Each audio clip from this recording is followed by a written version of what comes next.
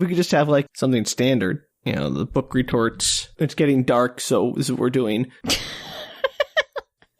Too dark outside. Yeah, the book retorts.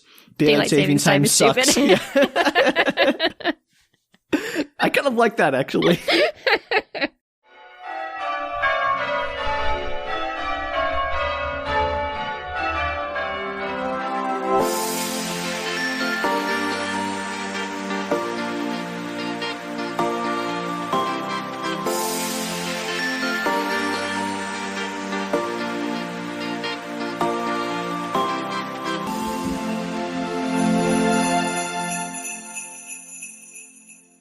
Hello, everybody, and welcome to the Book Retorts Winter Bazaar. I'm Danielle. I'm Sam. And this is a podcast about sharing weird media with your friends that have never experienced it before. Yeah. Yeah. And this is going to be our first episode in our little winter run, where Sam and I are each going to share a winter-themed media product for the other. Ooh, yes. Ooh. And I get the distinction? Chance to the distinction, that's the word I'm looking for, to start this shindig off, this Yeah. Winter Bazaar.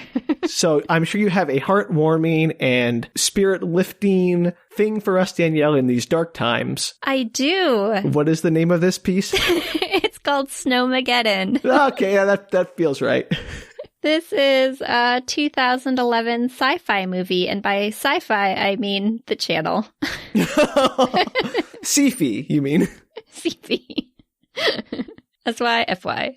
Yep. I'm going to send you the summary so we can get started on this. Oh, I'm very excited. Let's hear this. It's a very short is. one because this is one of those movies that every summary gave away the entire plot. So, All right. Great. Can't wait to see what this is. here you go. An Alaskan family receives a mysterious snow globe that causes a global catastrophe. Okay.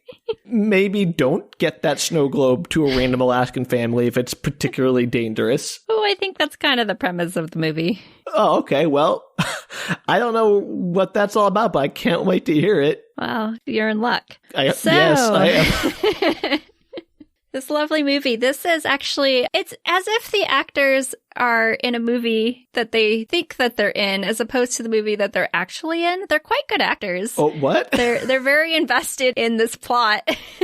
So the actors are trying, is what you're saying. They're trying, yeah. They're really into what they're acting. It's not over the top. It's not a badly filmed or particularly badly done movie. It's funny that the actors are so into this plot line. Okay, so you think it's funny the actors care? No, it's not that I think it's funny that the actors care. I just think it's funny that the plot of this is so crazy and that the actors were acting as if they were in some kind of actual drama. Oh, okay. So you're thinking it's weird that they are committed to their craft as professionals. In this particular plot line, yes. Okay, great. They could have hammed it up. It would have been okay. Oh, you should say they should have handed up.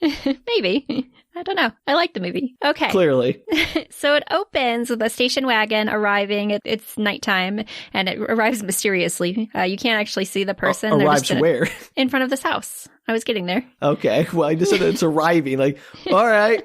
So there's a station wagon that arrives mysteriously in front of this house. Okay. And there's a trench-coated man with a hat on. And he takes a box out of his car and walks up to the nice house and rings the doorbell. He's going to have a baby. Yes. Got Plot it. twist. That's a what baby. it is. That a snow globe is really a baby named Snow Globe. It's a possibility. The camera goes shoots inside, and there's a kid, probably like 11-ish. She's playing a fantasy board game. The kid is named Rudy. Fantasy board game of indistinguishable name. And nope, they have a name for it, but it comes up later, so I will describe the board game a little bit. Okay, it's great. So it's not like this is the generic cola version of a prop or something. No, Sam, this plays actually a very pivotal role in the rest of the movie. Oh boy. The teen daughter, there's also a teen daughter. She is named Jen. She's on the phone, being a teen. The mom is named Beth. She's on the phone. She's cooking dinner, and she yells for the kids to answer the door. And do you expect me to remember these names? No, but they come up, and I'm going to actually try and refer to them by names because I don't know any of the actors' names. For once, Danielle, you are stuck. I looked up the actors. I didn't know them, so there's no way I'm going to use their actor names. So there's a dog named Mo, who is my favorite character. Good start. Yeah, and Mo goes nuts. It's like barking all over the place. What kind of dog is it? Like golden retriever? That's a great question. Terrier? It is. No, it's a like medium to large sized dog, probably. I'm going to guess like 70 pounds, long haired. I'm not entirely sure. That's quite a guess. Danielle actually used to work at a carnival in the guess your dog weight category. Okay, you know what? I had a lot of dogs growing up. I'm around a lot of dogs. Like, I can estimate dog weight. It's a medium to large sized dog. I'd step right up, bring your dog. If I guess its weight, you win a stuffed animal of your dog.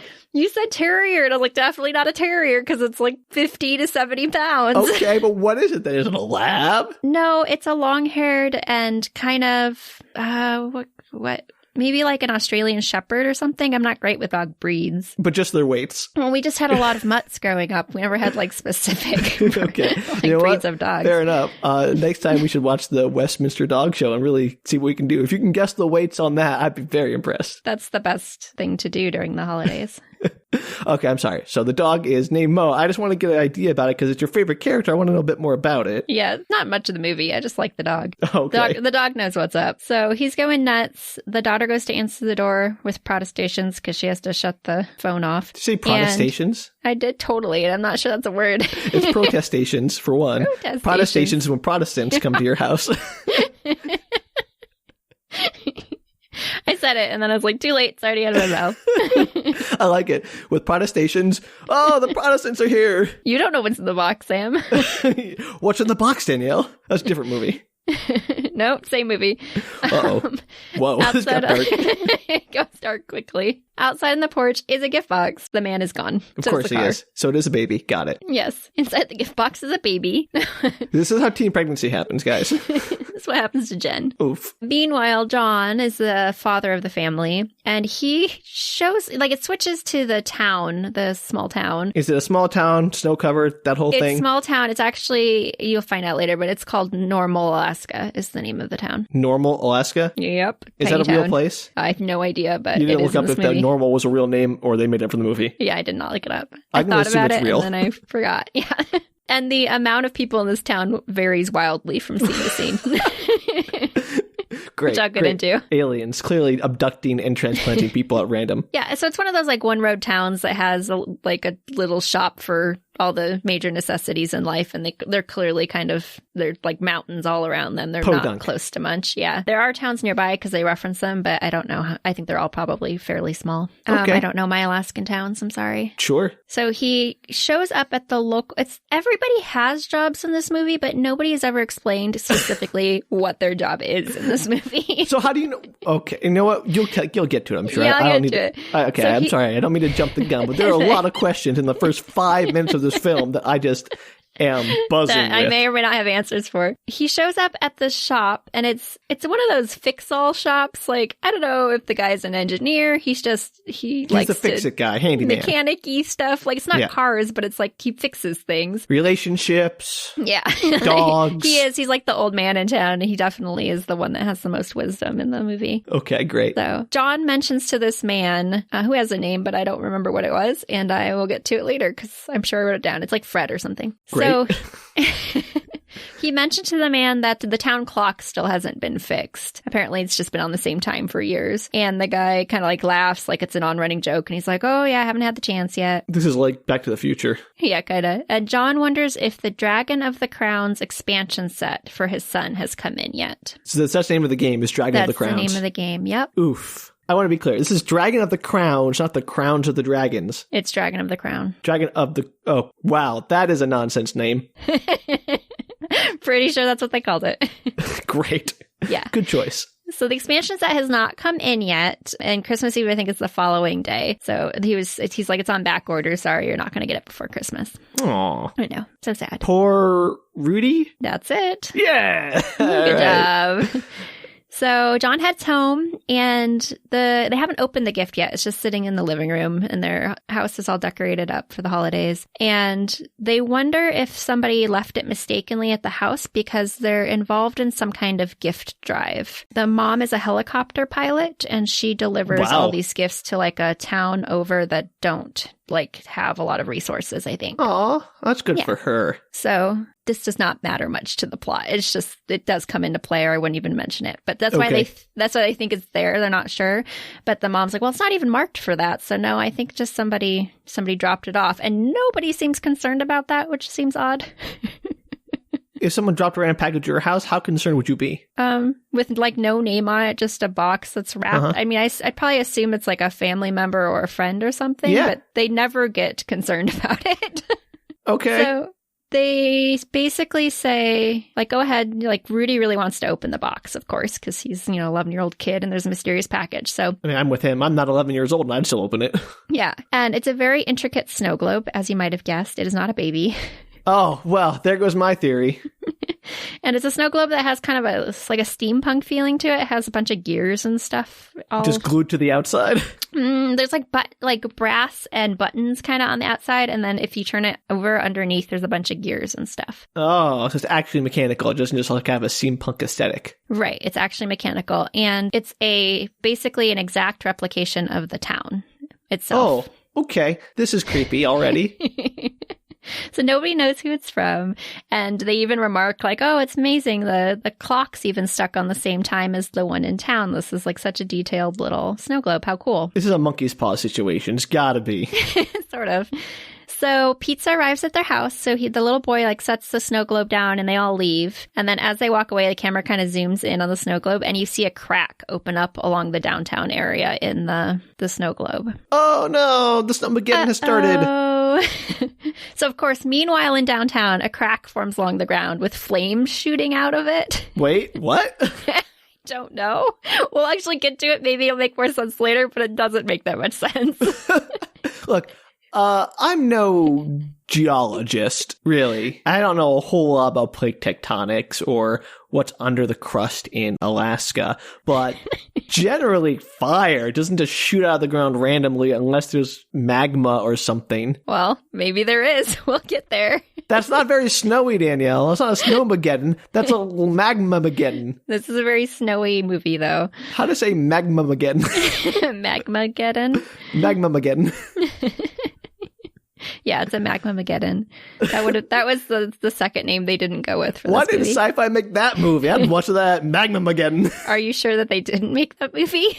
Good point. All right. Good point. So the flames shoot up. It takes out the big Christmas tree in town. Oh, no. I know. Stuff kind of starting to crack open. Buildings are falling apart. People are screaming and running. And there is a slight tremor at their home. They're kind of out of the way of downtown. It's not clear how far they are away, but they weren't impacted directly by this giant earth hole. Earth hole. Great. And John gets a call to come into town. And so, again, I What's don't know what John John does. Okay, yeah, okay, I was going to say.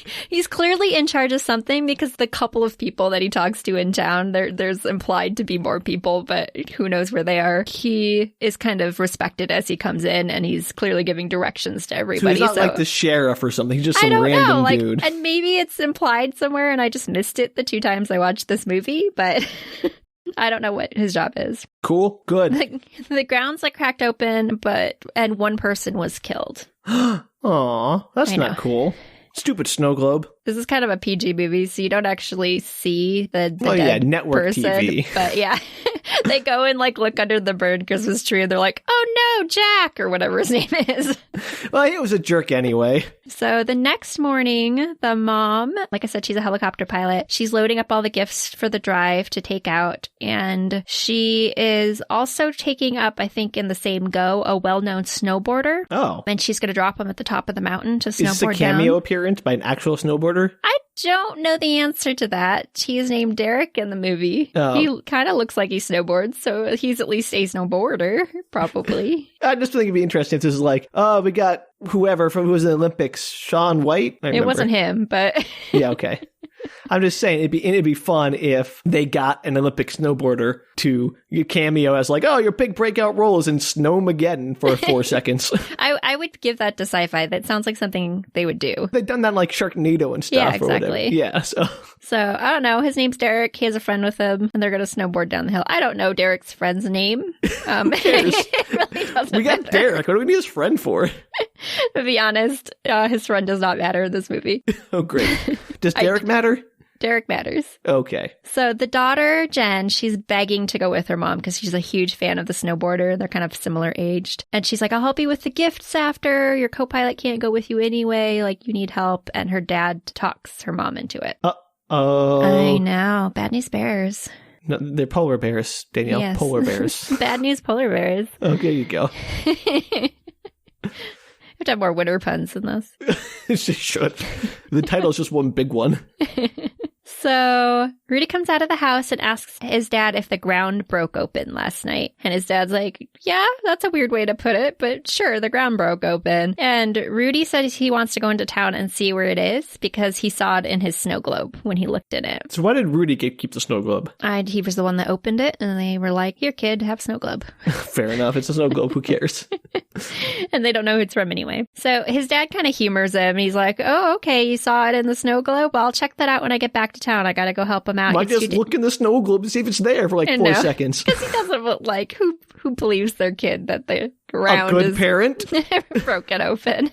A good parent would be like, oh, tell me what you got there, buddy. You know, they Well, and he does say that he like totally supports. He's like, yeah, I'll check it out when I get back. You can tell he's kind of skeptical, but he's like, but I gotta go help in town, and it's too dangerous for you to go in with me. So fine. There is damage and dead people. So to be fair, a priorities. dead person, Danielle, who no one liked anyway. Okay, but the population of this town might be like 8 people because I'm not sure. So it's actually quite a big impact on this town. Danielle. You don't know what that could have been the town doctor. Okay. Okay, it's 7 people by now, Danielle. Keep it straight. Yeah, it's probably 7 people, and the dead one is the town doctor. Oh, okay. No, and actually, I'm pretty sure that must be the case because later in the movie, there's some wounds, and people do not handle them well. Spoilers. So they've hired a babysitter so John can go help out in town. She shows up to watch Rudy. Her name's Mary, I believe. And so Beth and Jen are getting the helicopter prepped, and the snowboarder Derek and his friend arrive. And Jen and he, of course, hit it off immediately, and she's like low-key fangirling. Yeah, of course. And the mom like sends her off. She's like, stop flirting, go help with the chopper. Good. There's like a second in charge guy. I don't know what his job is either, but he seems to be kind of manual labory, like he's helping rebuild stuff and things in the town. And his name is Tully. Tully, and he's been helping fill all the holes in the town and getting everything together. And when John shows up, the two of them kind of work out a game plan. So he's like shoveling dirt into the giant chasm that shoots fire. Yeah, that's basically. their solution. I know. I assume that like there's no fire in them now. Like after the initial event, it died down and there's no aftershocks, and now they're just giant holes in the ground, and apparently without plasma in them. Great. So I love this solution. Like, well, we got a giant chasm that shoots fire, put it in the middle of town for no reason. Let's just throw some dirt in there, call it a day. That's what they're doing. Great. I don't know how deep these holes are, but... Well, these plot holes are very deep.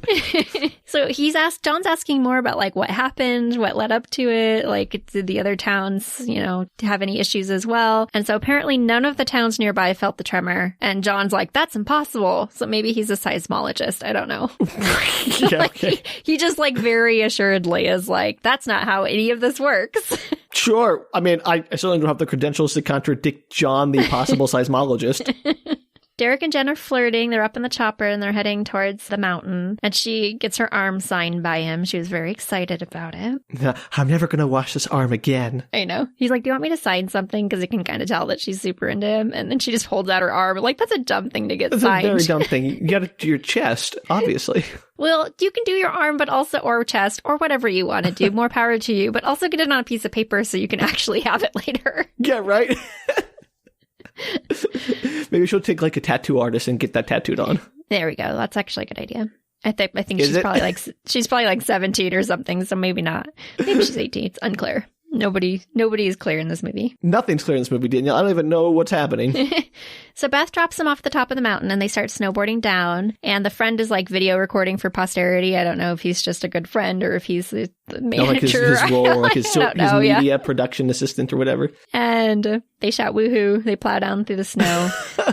Wait, they shout what, Danielle? Woohoo. Woohoo! Oh, there you go. I was like, your woohoo was flaccid, I think is the only word I could use to describe it. It's super relevant, too, because the movie actually transitions to the snow globe, and you hear the slight echo of the woohoo down the mountain. Okay, I'm liking the snow globe more. So, like, you can see the mountains in the background, the really big mountain that's in the background, and all the little small ones. And the dog starts barking at the snow globe, like he hears it. So, The indeterminate but 70-pound dog. yes, give or take. Got it. So the dog starts barking at it. And then this is about where I started to have like real questions about if the town is in the snow globe. Oh, now is when you have questions. No, it's like I obviously the snow globe is like controlling things that are happening in the town, but is the town in the snow globe or is the town outside of the snow globe and the snow globe is just a like parallel representation of it. Yeah, like of it. But when you hear the voice also in the snow globe, it makes you start to question reality. Well, I guess that's the point. But even is like a perfect representation, wouldn't the sound be represented too? Yeah, potentially. So this doesn't really provide any like clarity. Yeah, but real questions, Sam. Okay.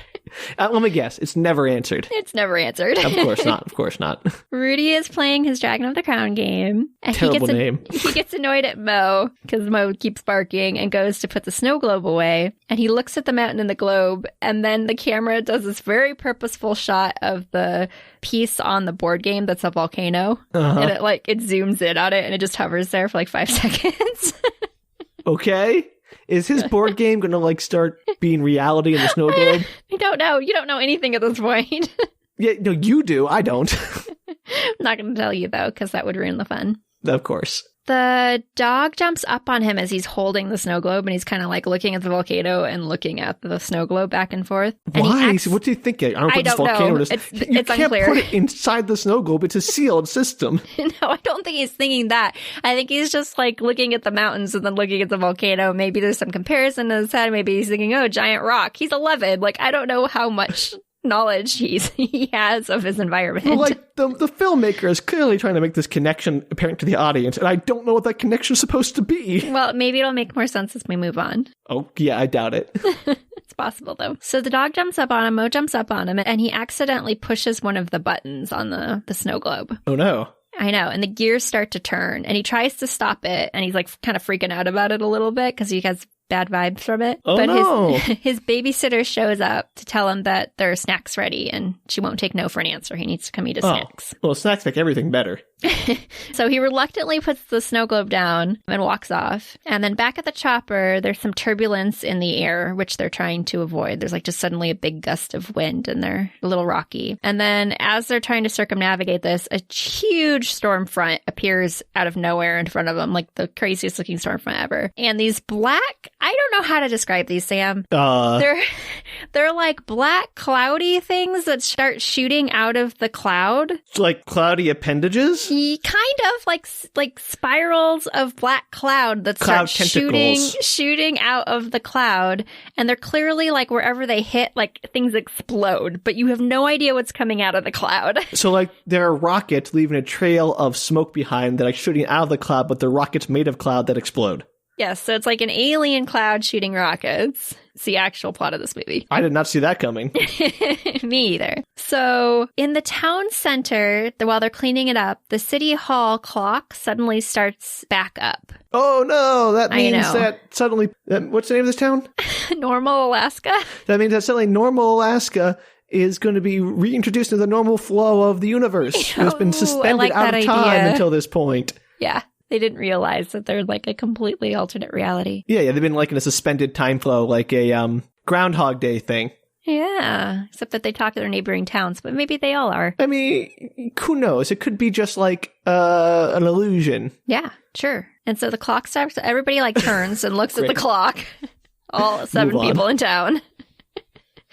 Fred, that's his name, the engineer dude, old man. Engineer is surprised that it's moving because he states that he long ago took out all the cogs and working parts. So he doesn't understand how the clock is working at all. Is there a reason he did that? Just like, I don't like that He was going to fix it and he just never got to it. John references that earlier when he goes in there. He's like, oh, the clock's still not fixed. But apparently he did it like 3 years ago. So I think it's just an on-running joke. Okay, right. Got it. So the helicopter, of course, is having some trouble major. There's giant space things shooting out of the clouds. You think the mom and dad might be a little like, this is weird. Well, It hasn't started in town yet, but so the mom and daughter are just trying to like avoid the space things and get to the ground below, but they're pretty high up. So the trees and stuff are like exploding below as the giant space things fall to the ground, and the daughter is not helpful at all. You think? She's just like panicked and screaming, and her mom is like, work the emergency radio. So she's like trying to get somebody on the radio as she's screaming. And the snowboarders are caught up in the storm, and Derek's friend's arm gets scratched up by one of the space objects, and he kind of falls down the hill a little bit. I thought they were made of cloud and that they exploded. No, we'll get there. It tells you in a minute what they are. But right now you have no idea what these things are. They're just like shooting things from the clouds. And every time they hit something, the thing explodes. Got it. Yeah. But it hit his arm and it didn't explode. No, but it like clearly scratched against his skin, whatever the thing is. And so the storm starts for like real. And oh, it was just a warm up. Well, it was kind of like intermittent. Like the people were like, oh my gosh, what's going on? And they're like looking up at the sky and they're still trying to dodge them and stuff. And now it's like constant. So the way that the filming is done, it looks like they somehow break the atmosphere. It's very odd because they kind of like explode once in the air and then they explode once again when they hit on the ground. It's really weird filming. Okay, I don't quite understand, but... So they're running for cover, the snowboarders, and then the chopper, of course, crashes to the ground because, you know, it gets hit up and then it spirals out of control, and Jen just screams a lot as they're falling.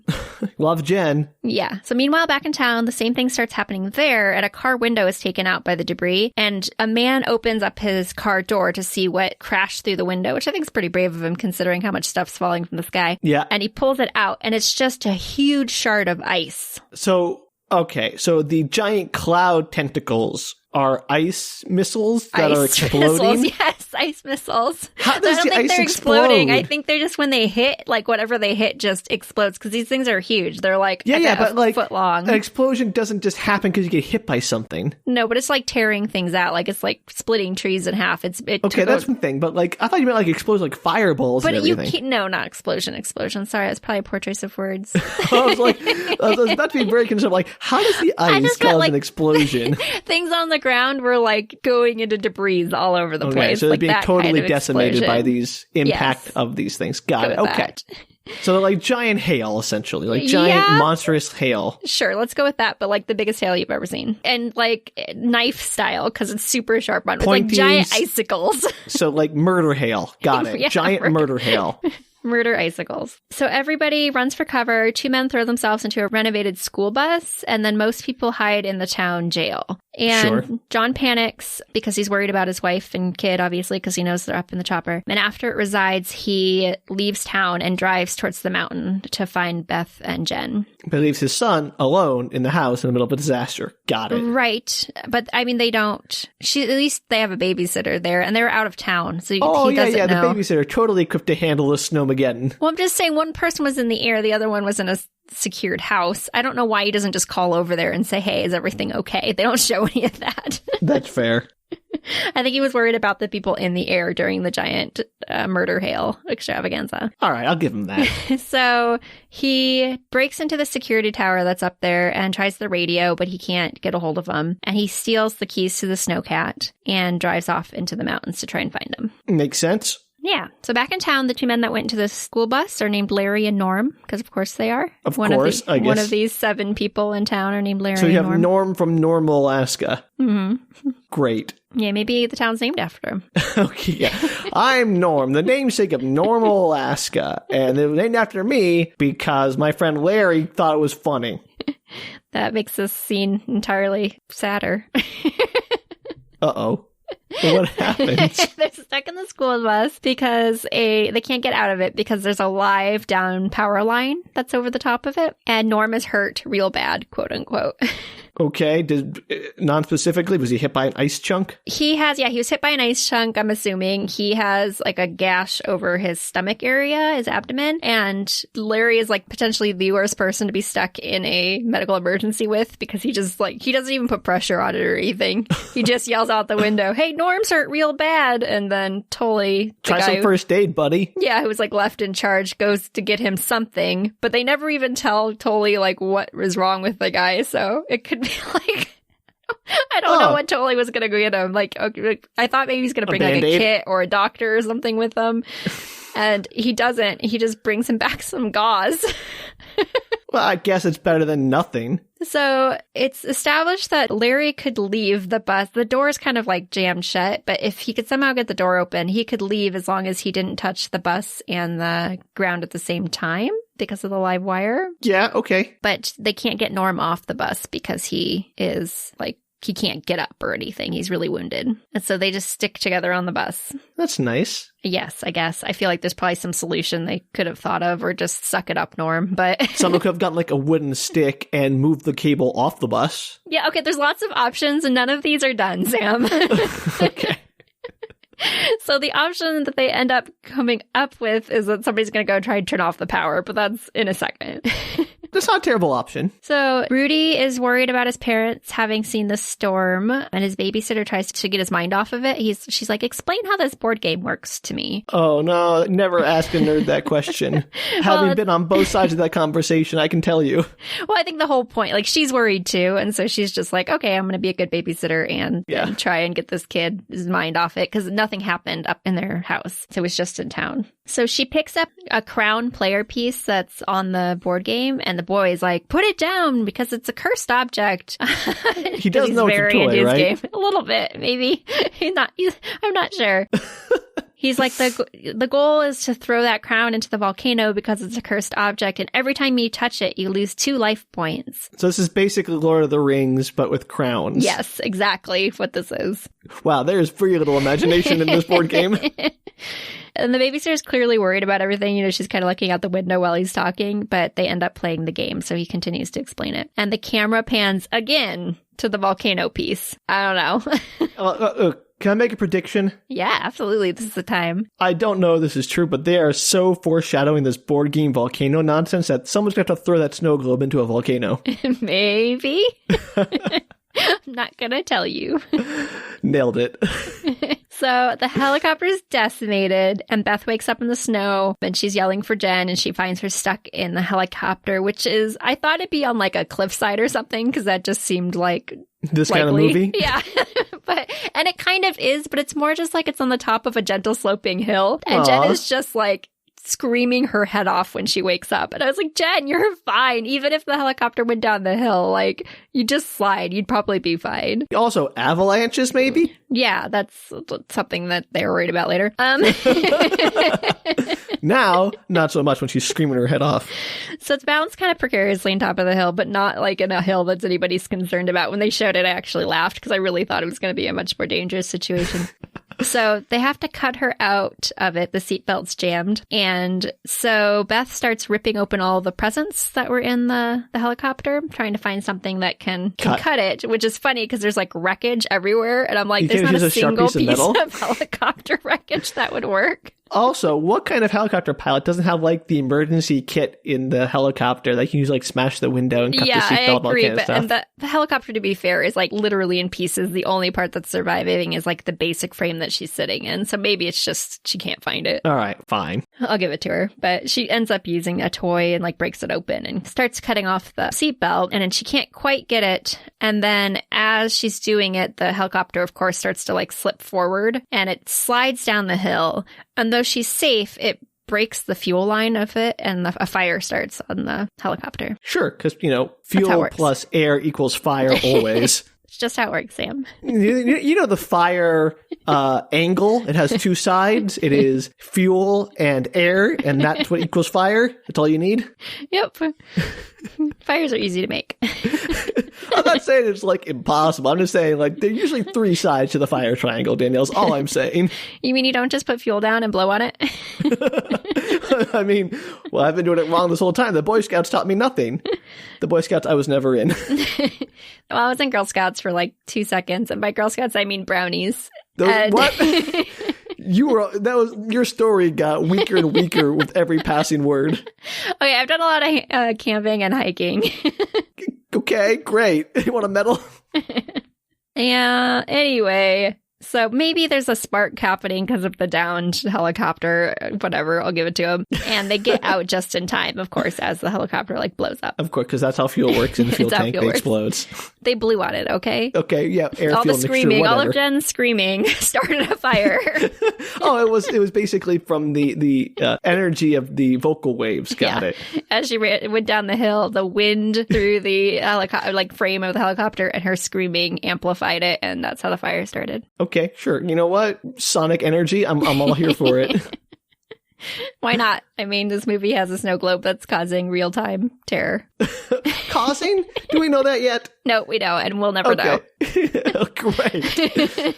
So the snowboarders aren't doing too well, as you might imagine. Derek's friend now has an ice shard sticking out of his side. Where'd that come from? The giant ice shards that were coming down from the clouds. I know, but you saw him, he's fine. It's only ice shard next scene. Well, they were trying to find cover when all the ice shards started up, when it got really bad. Okay. And then it cuts away from them. But apparently he gets the shard through his side. He's like, oh man, I don't know if I'm going to make it. Well, here's what you do. You let it melt and you pull it out. Derek, the true hero of this film, I guess he pulls it out. You don't see him do that, but he wraps him up and settles him on top of a snowboard. And then he gets, the friend, whatever his name is, gets the poles to, dig into the ground so he can kind of navigate it. And they tie some rope to it, and he lowers him down the hill, follows behind him, and keeps him going like a sled. So John is in the snowcat still. And he squeaks into view. They hear him coming, and he rescues Jen and Beth. He manages to find their... Oh, that was easy. They could just find them on the mountain. There was just a fireball in the... Oh, okay. That's a good point.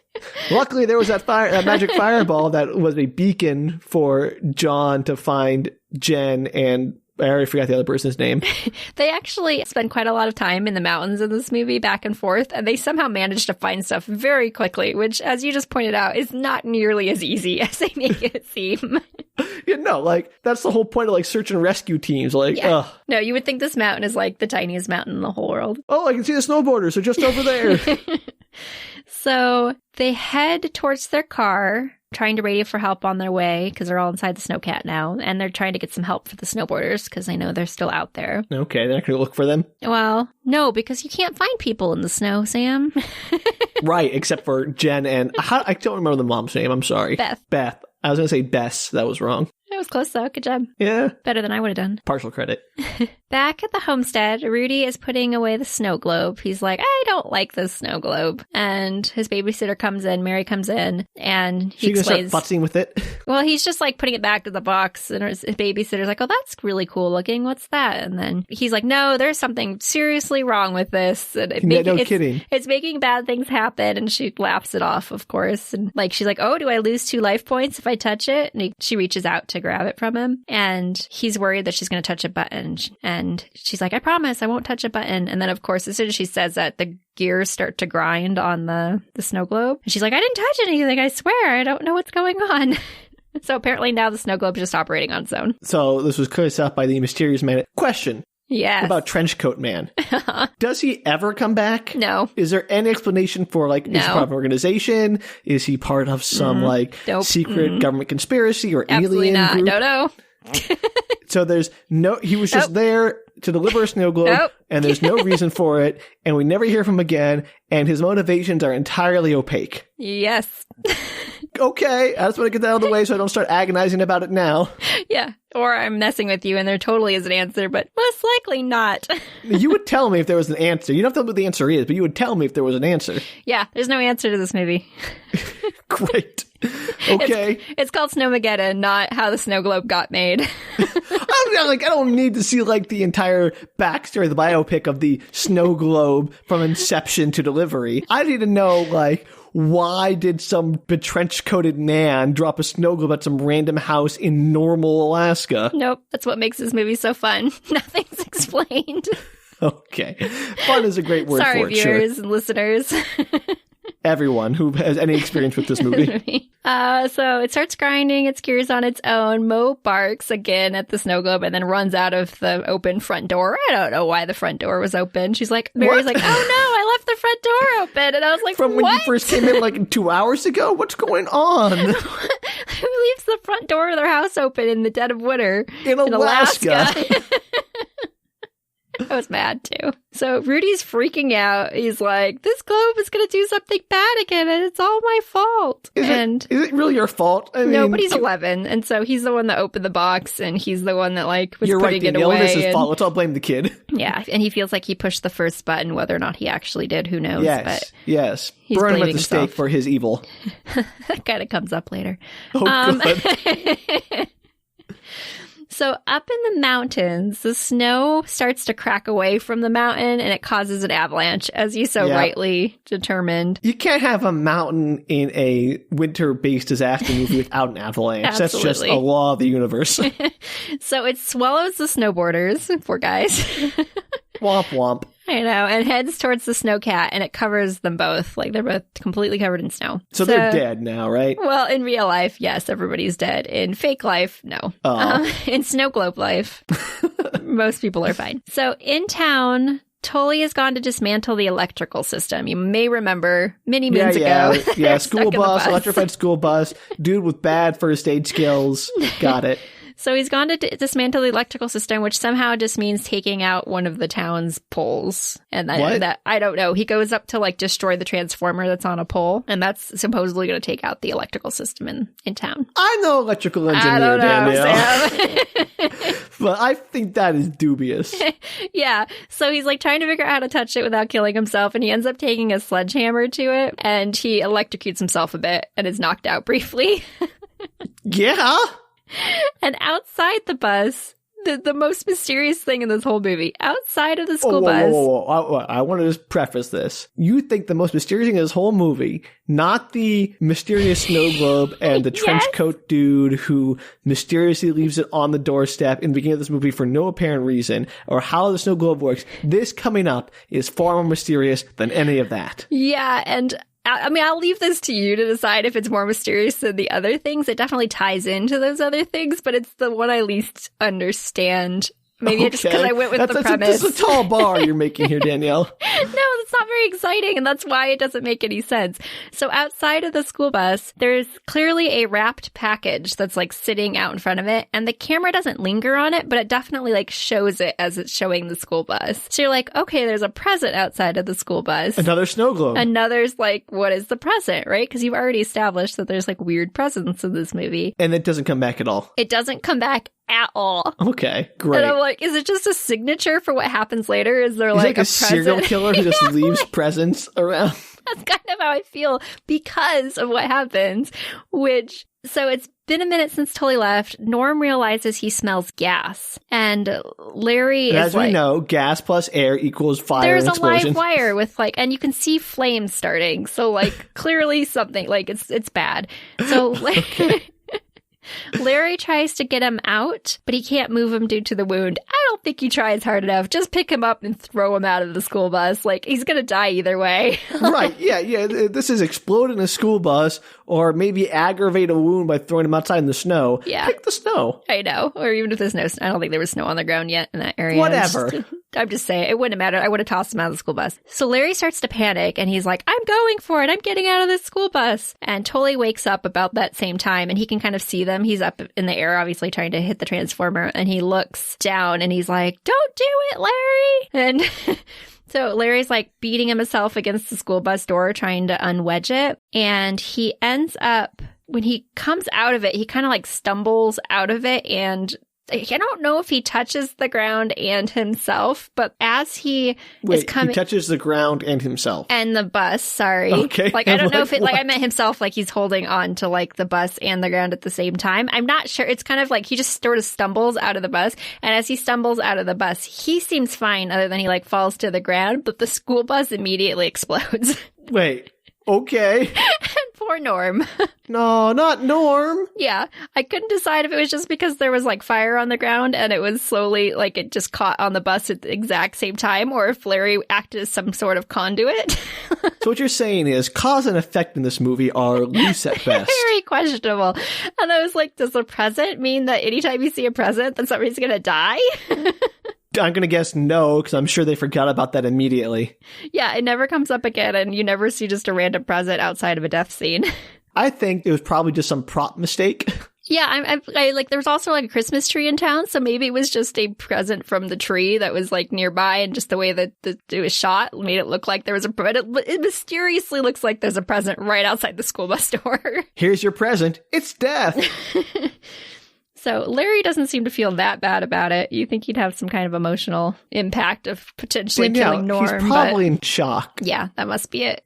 So back home, babysitter shows up. She's ran out the door looking for Mo, and she couldn't find him anywhere, and Rudy is now gone from the house. Oh, no. I know. And he left a note in the snow globe box. Wait. So Mo runs out the door, Rudy runs after him, and the babysitter just loses track of them? No. Mo runs out the door. Mary, the babysitter, runs after Mo. Leaves the kid behind. Leaves the kid behind because she Great assumed the babysitter. 11-year-old would like stay in the house for 5 minutes. And when she comes back, Rudy's gone. Okay. And he left a note in the snow globe box that's like, everything's my fault. And she's like, what? Yeah, no, what? He didn't even take the box with him. And for somebody who's so worried about accidentally touching the buttons, you think he'd put it in the box to take the box. Or, bury it somewhere. I don't know. No, Jumanji it, tie some rocks to it, and throw it in a river. Yeah, Jumanji it. That's the official term. So the snowcat is covered. It's back up in the hills, and it's completely covered, but everybody's alive inside the snowcat. But they can't get out. They try to rev the engine, but it's just like completely covered. Yeah, no, there's no way you're moving tons of snow. Sure, but luckily, they're immediately saved by Derek, the snowboarder. How did he get out of the avalanche? I don't know how he survived the avalanche, because you literally see the snow coming over the two of them, and then he survived. His friend did not, which is why his friend did not matter in terms of his name or anything about him. The snowboarding hero, somehow survived an avalanche that killed the guy he was with nary a scratch, and then digs out a snowcat. Yeah, he just somehow knows where the snowcat got buried. Because apparently you can just spot a snowcat underneath a featureless void of snow. Yeah, it's amazing. Like, it's immediate, too. I'm like, how did he dig himself Does out? he have, and then X-ray vision? I don't know. It was impressive. But yeah, his friend's like, they don't even mention his friend for about 5 more minutes. And I was like, did his friend die? Because he just tried to save his friend. His friend got cut in the arm, then stabbed, then like pushed down the hill for several minutes, and then suddenly died. I was like, whoa. Clearly, Derek was not that attached to his friend. And it does come up. Jen and him have a little moment about it, and he feels really guilty about it. We should. Yeah. Clearly, he knew how to survive an avalanche and didn't tell his friend. Didn't tell his friend. And so they all make it back to the car. He digs them out. They make it back to the car. And the radio's been trying to call out, and absolutely nobody is picking up on the radio. But John manages to get back in and is like, we're coming into town, but we're going to swing by. We need to check on Rudy. We're really worried about him. Of course. So, like I said, the town can't get anybody on the radio. They don't know why an emergency team hasn't shown up. And the quote is, it's like the whole town just dropped off the map. Which, again, what Are they now is stuck going inside on? the snow globe? Yeah, like... I have so many questions. You definitely have questions. You think you have questions, Danielle. I have questions. So the family gets many questions. so many questions that are just not answered. The family gets back into town and meets up with the babysitter who's like running around. She stops them on the road into the house, and she is like, I can't find Rudy. And she's like sobbing, and she's like, I can't find him anywhere. I've looked everywhere for him. And she says that he was blaming himself for the snow globe causing problems. And the group ends up splitting up. The parents go back through their Always a good idea. I know. They go through their property towards the house and into town. And all the kids, the teenagers, go to Rudy's fort that's in the hills, which is like an abandoned mine. So, wait. The teenagers, by themselves, the babysitter, the horny snowboarder, and the horny daughter, go by themselves to an abandoned mine. Yeah. That is the play place of their 11-year-old son. Yeah, it's like his fort in the woods. How is that okay? I don't know, but it seems to imply that it's not that far because they assume that the kids will like make it back into town. So like clearly walking distance into town. You can't let a kid play in an abandoned mine. I don't know. My childhood was pretty sketchy. I feel like That my doesn't make it parents would have let okay. me play an abandoned mine. No. I don't know wrong. how deep the mine goes. Like maybe it's all blocked off, so it's not like It's an abandoned mine, Danielle. It doesn't matter. I don't know, Sam. I don't know the logistics, but apparently in Alaska, you can play in abandoned mines. Okay, maybe I'm wrong. Maybe kids are just playing in abandoned mines left and right in Alaska. I don't know what I'm talking about, but that just seems like a particularly bad idea. Yeah, I agree that it's a very questionable place to allow your kid to play alone. So, Or to send your teenage kids to go investigate in the middle of a disaster. Like, his daughter's like, he's over there. That's where he'd go if he ran away from home. He'd go to his mine because that's where he plays all his like fantasy games and stuff. And so that's why they all go together, and they're all in their late teens. So the parents didn't go. No, but the 3 kids go together, and they're all like late teenage, 20, 19, 18. All right. I'm not sure they're adults, but they're definitely old enough to like do things by themselves. I mean, yeah, I'm assuming anyone who can, dress themselves to do things by themselves, Danielle, but yeah, like you could trust them to be responsible and go find a kid in the woods and make back into town. Like, it doesn't seem like it's a sketchy thing. Yeah, okay, yeah, sure, yeah. Except for the giant ice explosion. Well, yeah, right? And all this stuff's happening that's super weird, and maybe you should be more concerned about that for sure. Yeah, maybe, don't send your, this is like if you had like a giant, earthquake in San Francisco, and just send your kids out, go back into the city and find your brother by yourselves. Yes, I agree that it's maybe slightly questionable parenting, but also they still have to check all these places. So, all right. They haven't decided, and nobody's decided yet that this is super weird. It's just they're getting there. What? So the parents discuss in the car about how the snow globe can't possibly be related, but that the storm was super weird, but that the kid does have an active imagination. But then how did he know about the cracks in the town if he didn't actually see it in the snow globe? So they're kind of like on the fence. Like, maybe he did see something in the snow globe. Ugh. Yeah. So they believe him faster than some parents would.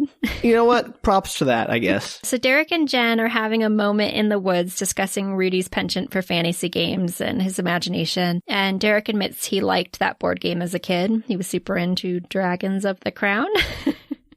Sure, still a terrible name. And he's like, who wouldn't love an epic quest to throw a cursed crown into a volcano to kill a dragon? So he's on Derek's. Foreshadowing this movie. Yeah, he's on Rudy's side. And Derek's saddest friend is dead, and Jen tells him, he saved everybody. He's a hero. He can't save them all, basically.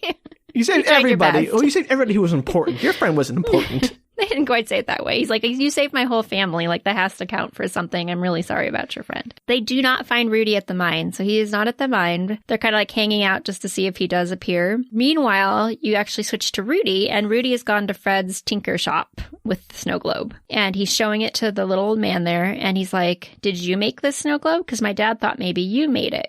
Which kind of makes sense, because the guy is the tinker. Also, I thought he was evil at this point. I was like, just maybe because he thought he was a trench coat man? Yeah, maybe. Because like an old man who's a tinker who is in charge of the clock, who could have made the snow globe. I mean, it felt like they were playing into it. Okay. And Fred's like, I definitely did not make that snow globe. I don't know what that is. And so Rudy explains what he thinks is happening, that the snow globe is like destroying the town. And Fred's like, okay, little kid. Oh, Fred. And then he looks at the snow globe and he's like, this is a really weird snow globe. And then he realizes that the clock in the snow globe matches the town clock, even though the town clock has been changing time. Yeah, of course. So now he's like, oh, maybe the snow globe is causing all these issues. And meanwhile, across the way, all 8 people in town are having this conniption fit about whether they should leave town or stay there. If it's an actual storm, going out into the wilderness is not going to be any safer. Yeah. Well, there's a town like up the way. So they're thinking, well, let's drive up to the next town at least and get out of here, because obviously something's going on. All right. And this is kind of where I realized, like, yeah, there are other people in town. And where were they when, like, Larry and Norm were stuck on the bus? Like, nobody could help them out, or nobody was even supportive. Like, they're yelling out the window. Not a single person responded back. This town there's sucks. No doctor, apparently, because nobody could help Norm with his giant wound. Nobody even told him to put, like, pressure on the wound. Everyone here is just the worst. I was like, wait a second. There are other people in this town. And so Larry is up in arms. He's, like, rallying up the troops at this, wherever they are, the town jail maybe is where they still are. And he's like, we need to get out of here. Like, stuff's going on. And John shows up looking for Rudy and finds him in Fred's shop. And Rudy explains his concerns with the snow globe. And Fred says he believes him. And then the parents are eventually on board. So now all the adults are like, okay, maybe it's the snow globe. Well, I mean, I guess they didn't push back too hard. No, it was actually, one of the rare times in life where you believe your little kid. Okay. So, Tully shows up and he's like, dude, the town needs some answers. Like, they're not doing well. And Tully offers to go look for Jen, who still hasn't returned back from the mines. And do cell phones exist? I forget. They have one scene where they pull out a cell phone and it's like not getting reception or something. But otherwise, no, not a single time do they ever use a cell phone in this movie, or even just call over to the house to like check on each other. I mean, to be fair, I would imagine rural Alaska doesn't have great coverage. No, but you like don't even see them try, which I think is funny. They don't even use like house phones or business phones to call each other, or walkie-talkies, which you think might be common. Like, I don't know. Fair point. CB radio, something like that. Yeah, there's like other options. And you do see them use the emergency radios, but they're not using it to necessarily like check in on the kid. Do anything productive. Like in the house alone with his babysitter, sure. So Tully goes to look for Jen, and he just said like the town needs answers. And so the three of them, the adults, John and Beth and Fred, are like, let's go tell him about the snow globe. Yeah, okay. That's going to be your, like, hey, everybody, I know whatever his face is dead, Norm's dead because he got stuck in a school bus after being smashed by ice missiles. And Jack got burned by the Christmas tree. Oh, yeah, I forgot about Jack already because nobody cared about Jack anyway. Or whatever his name was. Point is, this magic snow globe is the cause of all the problems. So we're fine because we totally have a handle on this. Like, that doesn't help. Like, what are you going to do? Put the snow globe in a box and just, like, make sure no one touches it ever? This doesn't help. Well, and it doesn't matter because the snow globe's acting on its own now. We established that a couple scenes ago. Oh, right. The snow globe has malevolence now because apparently the trench coat man imbued his will into it. Yeah. So, like, they do go and explain that the snow globe is causing all their trouble. And the town's like, excuse me? Yeah, duh. That is the correct response. And he kind of, like, half talks them into it. And John says he thinks that because the clock is now ticking in town and on the snow globe, that it's like a countdown. I don't know where he comes up with this idea immediately, but he thinks that every hour there's going to be another disaster. That's quite a leap in logic. Right? As soon as he said it, I was like, wait, what? So his conclusion is, the clock is ticking, therefore every hour there'll be disaster, and it's counting down to, I'm guessing, probably midnight? The end of the world? Like, I don't know what's supposed to happen if they don't. But, like, it's a clock.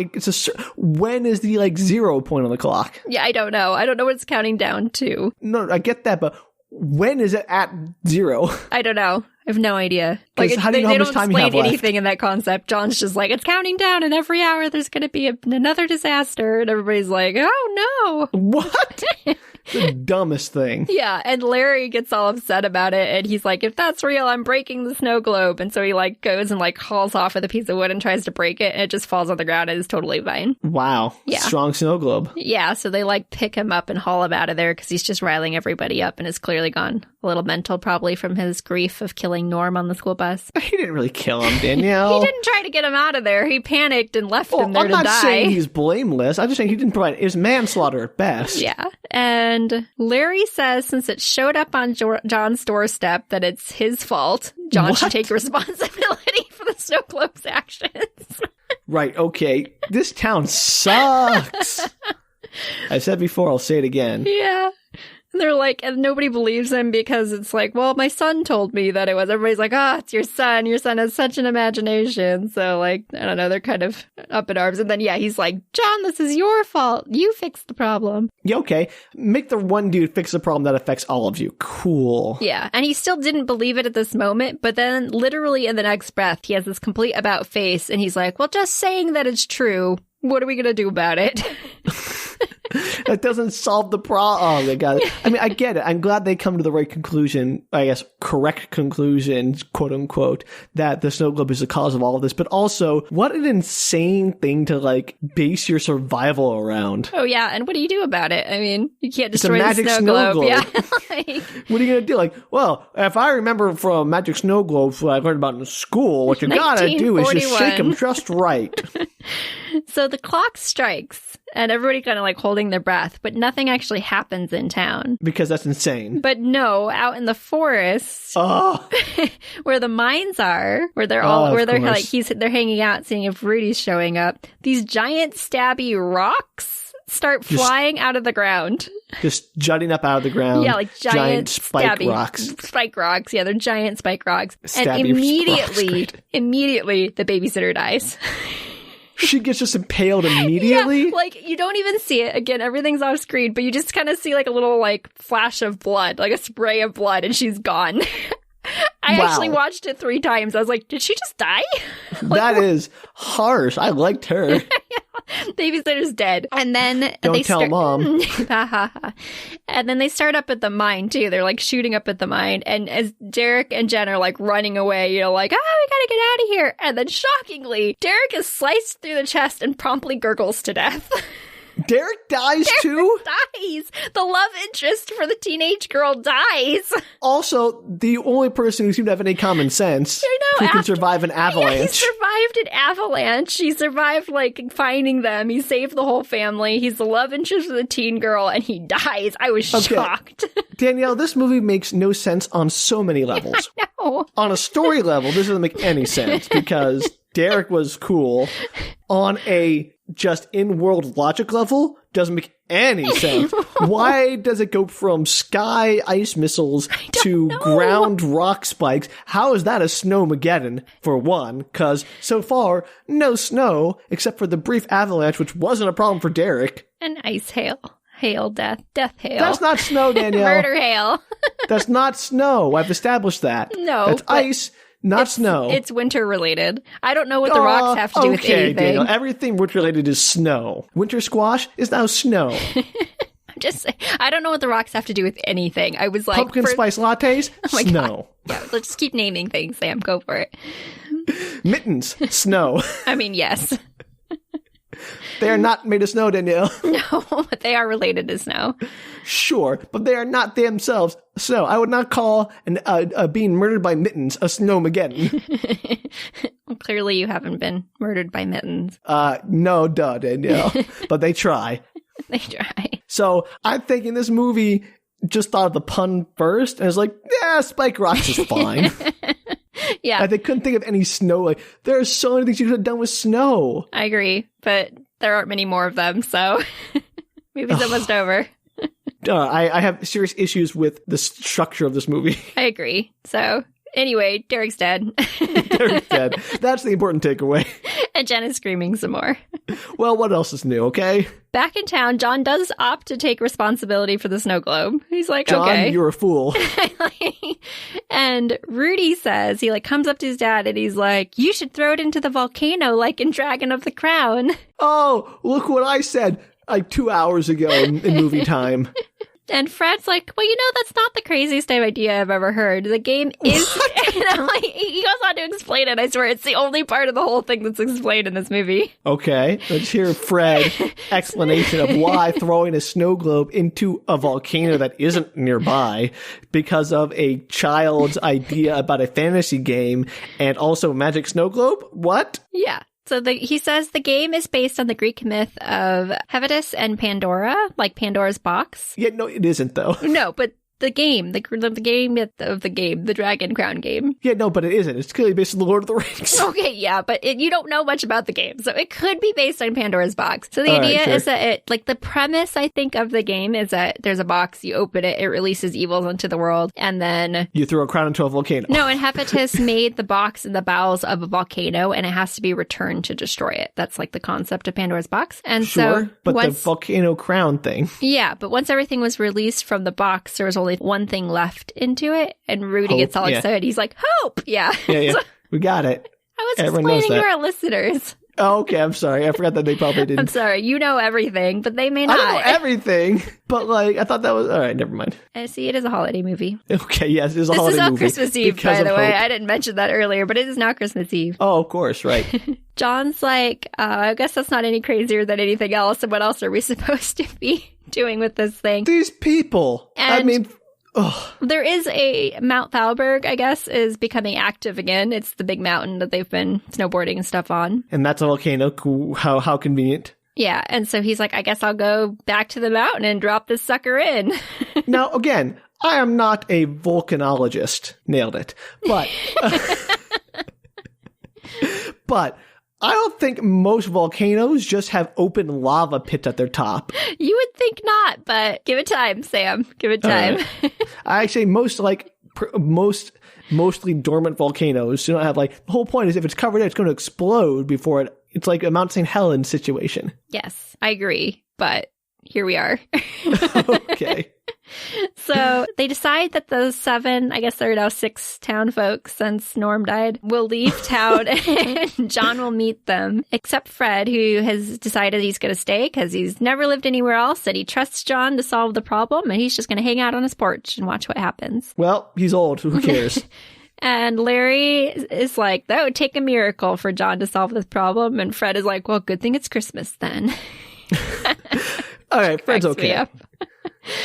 So Larry is not having this, though. He's like, we're all going to die. So he tries to leave and he drives his car out. You see him like driving through town. He gets out to where the mines are. And the giant stabbing rocks come out of the ground. And as Jen is running down the hill, she sees a car. She's like, hey, stop, help me. And this rocks start like coming out of the ground and it like shoots through his car and like sails it into the air. And she's like, no, not another one.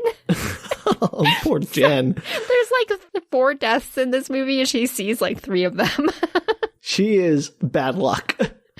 Poor Jen. I feel bad for her. Really, if I was everyone else, I'd keep away from Jen. So before John leaves, Rudy gives him a fake sword, which is like a prop from the game, like an extra piece from the game. Sure. And a tie-in. And he's like, this is a talisman because you're a hero and you're going on your hero's journey. And look, okay. Look, they buy into this board game quest idea so hard and so fast and so completely.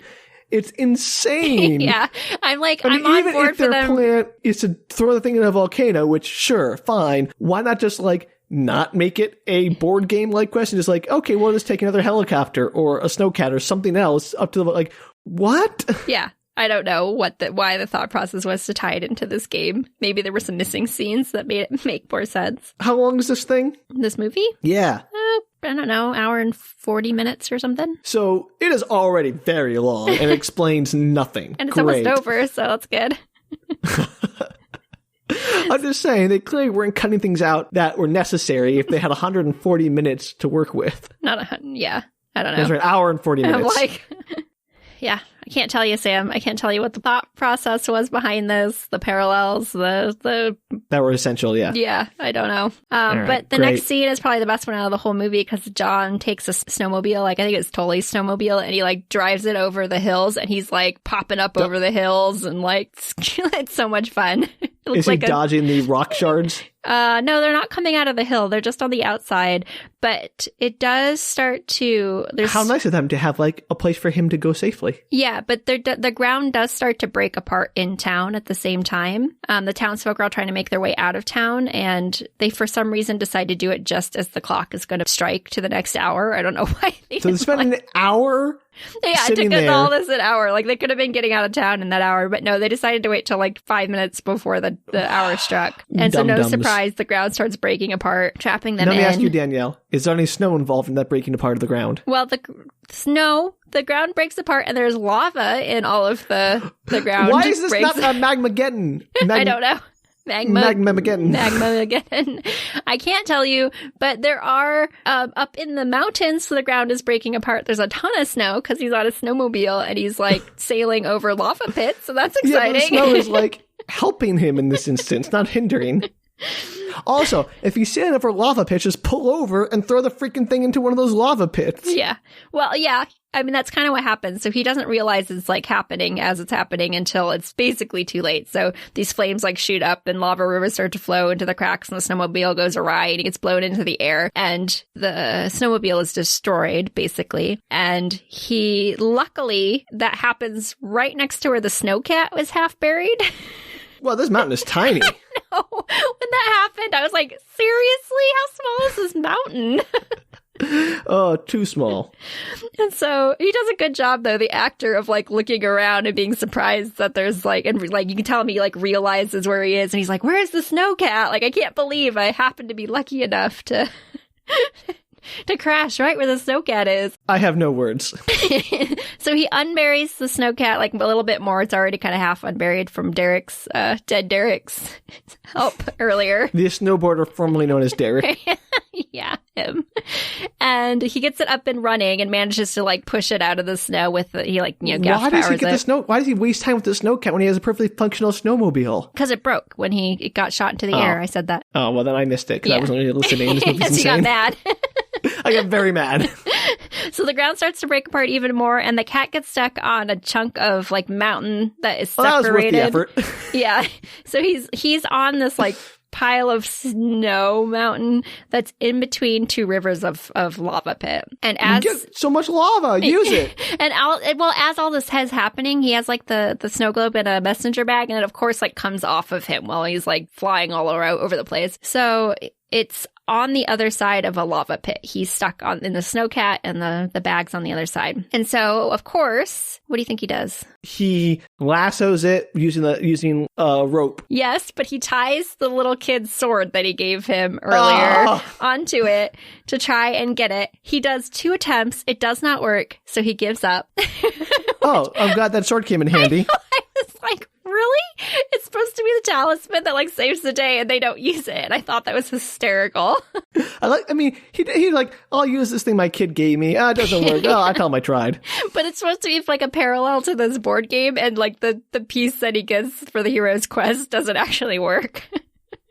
Great. Love it. This movie is baffling because sometimes it makes the best choice, like in this instance, and sometimes it makes the worst choice, like in every other instance. All the other instances. Yeah. And so it is, instead, he like runs across his little square of land, and he jumps the like 9 feet across this lava thing. Of course, barely makes it. And I was like, dude, you never would have made it. You would have died. A 9-foot horizontal jump? It was really, really far. Props. It looked really far. I was like, there's no way in real life you would have made that. And then he almost gets dragged down into the lava pit because the where the cat was situated in between, it like starts to crumble, the snow starts to fall, and then the cat starts to go, and then it's like pulling him along. And he manages to untie himself just in the nick of time, of course. Ooh. And he grabs the snow globe and he throws it into the lava, and he yells, "Merry Christmas." What?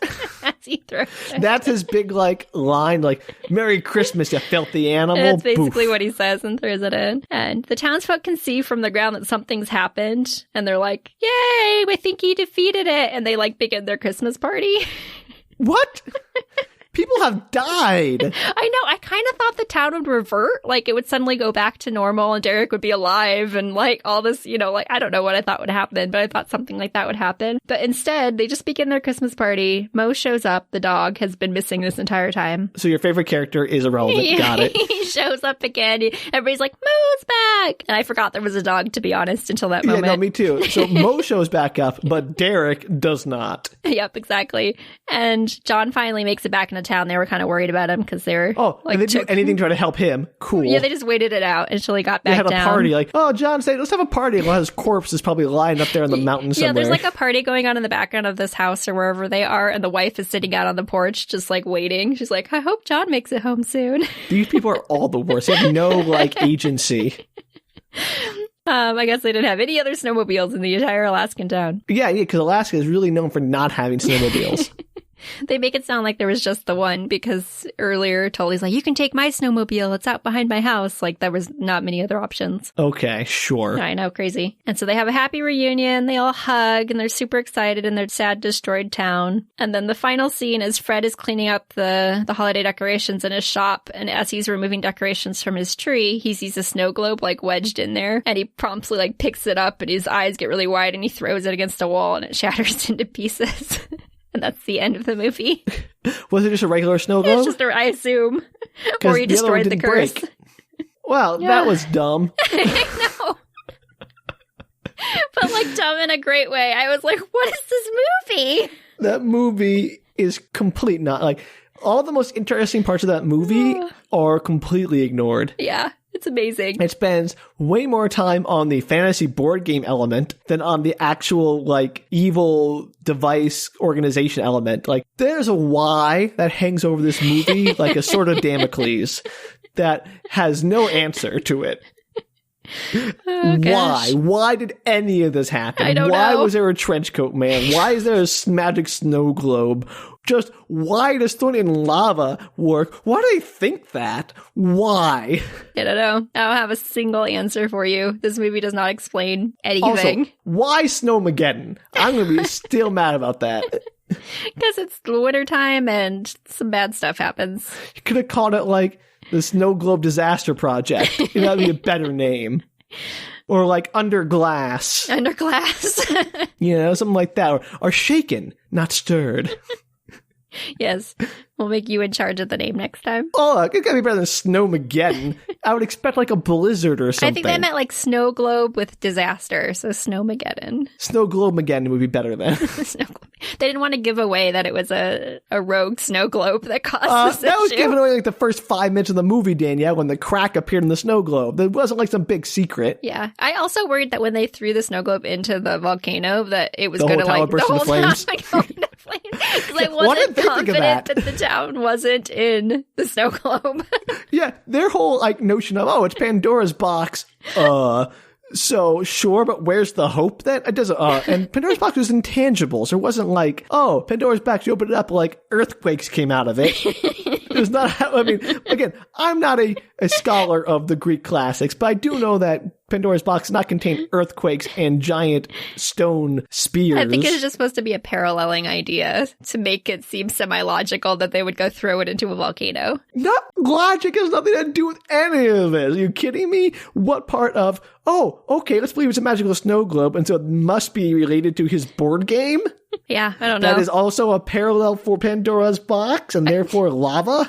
I don't know. It was like two wildly divergent movie ideas. So one about a board game, one about a snow globe. And they're like, what would happen if we put these together? That is exactly right. It's like Jumanji meets Lord of the Rings. It's bad. That's how they should have sold this. Maybe they did when the pitch meeting for Syfy. Syfy, please. For Syfy. I refuse to call that sci-fi. Yeah. I really just want to follow that trench coat guy. I want to see what his day is like. He dropped off another snow globe disaster thing at this house. I'm driving 2 back. p.m. I'll I stop gotta for go a to the burger. next town over. No, I think he stops for a burger. He's eating a hot dog. We gotta get out of here. I got another snow globe to deliver at the next town. They don't get a snow globe. These guys get a toy soldier. Yeah, and it seemed to suggest that it was just this town that was experiencing all this drama. But it's so normal, Danielle. Why would normal Alaska ever have anything weird? I don't know. Oh, my goodness. This is a movie. That was something, Danielle. Yeah. And now can you understand why I think it's funny that the actors were like very intent on selling their roles? They were acting like they were in a very serious movie. They were really good actors. Yeah.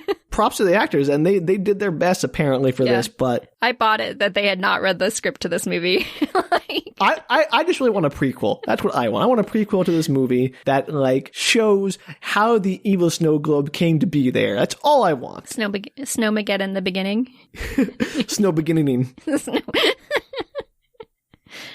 All right. Well, I don't know. If any of our listeners have any ideas about this movie, can just enlighten me even the smallest bit about how snow globe magma board game works. I like how this is even a specific question. Usually we have specific questions for our listeners, and this time it's just like, if you have any idea about anything in this movie. Yeah, no, because this movie is completely not. I would pick any guide, any part of it. If you can explain even one thing, if you can explain why Derek got out of that avalanche. The poor Derek, the real hero that. And the true saddest death of this movie. Yeah. Oh, poor Derek. So yeah, please tell me, let me know. I am desperate for answers for this movie. I am also, not just for Sam's sake, but for my own, having had to watch it twice. Yeah. So if you have any of those answers, you can find us at bookretorts.com. Or you can tweet at us, Facebook, or Instagram us at bookretorts. And I guess that's what we have for our Winter Bazaar today. And Sam's up next time. Yeah, join us for our next episode in a few weeks when we have my turn for Winter Bazaar Part 2. Probably not this nonsensical, but maybe. Maybe. Who knows? It's quite a title. Quite a mouthful. It'll totally fit on the picture. Yeah, we'll workshop that. Until next time, everybody. Bye. Take care.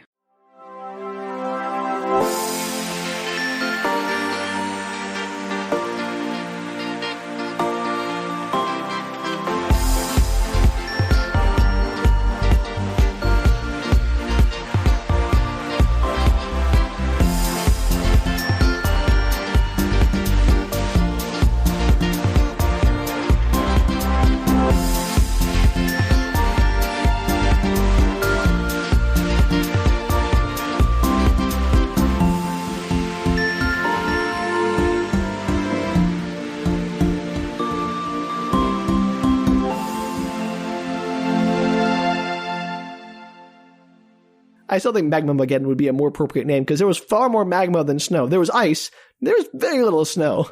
That's true. Shards of rock? Shards of rock, yes. What a random assortment of nonsense. It's like they ran out of things. They're like, okay, we've done an avalanche.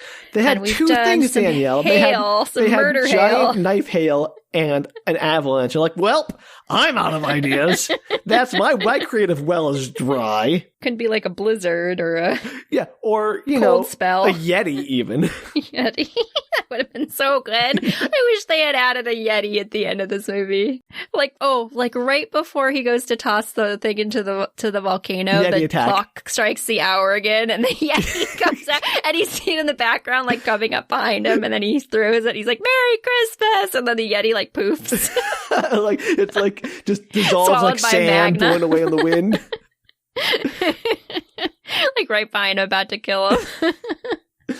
That would have been such a good ending to this movie. Alas, Danielle, alas. I would have made this like a holiday rewatch had that been the ending of this movie. Like, no, like you're trying to convince friends to watch it. Like, no, I swear the ending's worth it. It's like just one giant, like an hour and 40-minute setup to a punchline about Yetis. Great. Oh, that would have been so good.